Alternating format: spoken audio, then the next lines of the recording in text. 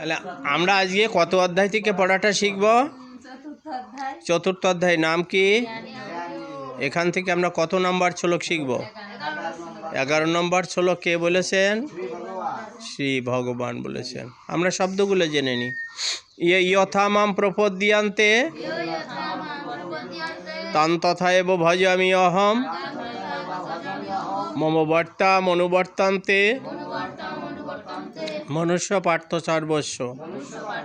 ইয়থা মাম প্রপদ্যন্তে তান তথা এব ভজামি অহম মম বর্তা মনুবর্তান্তে মনুষ্য পার্থ সর্বস্ব। আমরা অনুষ্ঠব ছন্দে পাঠ করি। ইয়থা মাম প্রপদ্যন্তে তান তথা এব ভজামি অহম মম বর্তা মনুবর্তান্তে মনুষ্য পার্থ সর্বস্ব। ইয়থা মাম প্রপদ্যন্তে তান তথা এব ভজামি অহম মম বর্তা মনুবর্তান্তে মনুষ্য পার্থ সর্বস্ব।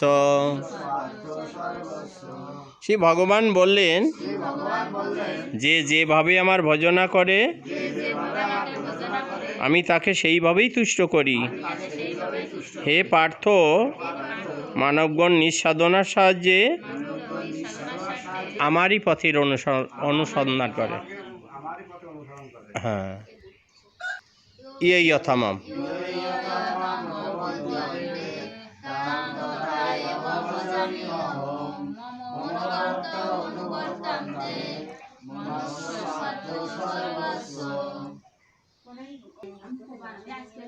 শ্রীমদ্ভগবদ্গীতা চতুর্থ অধ্যায় জ্ঞান যোগ।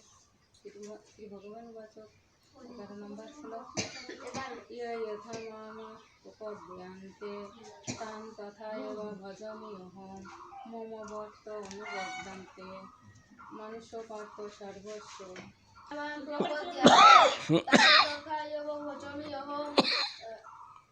মম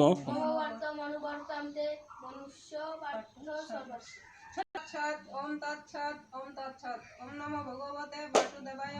শ্রীমদ্ভগবদ্গীতা চতুর্থ অধ্যায় জ্ঞান যোগ 11 নম্বর শ্লোক।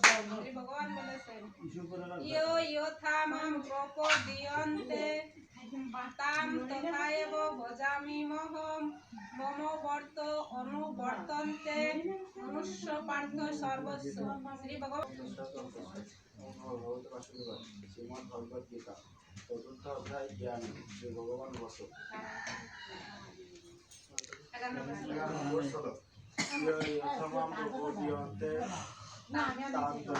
ভজমি অহম অনুবর্তে অনুবর্তন্তে মনুষ্য পার্থ সর্বস্ব।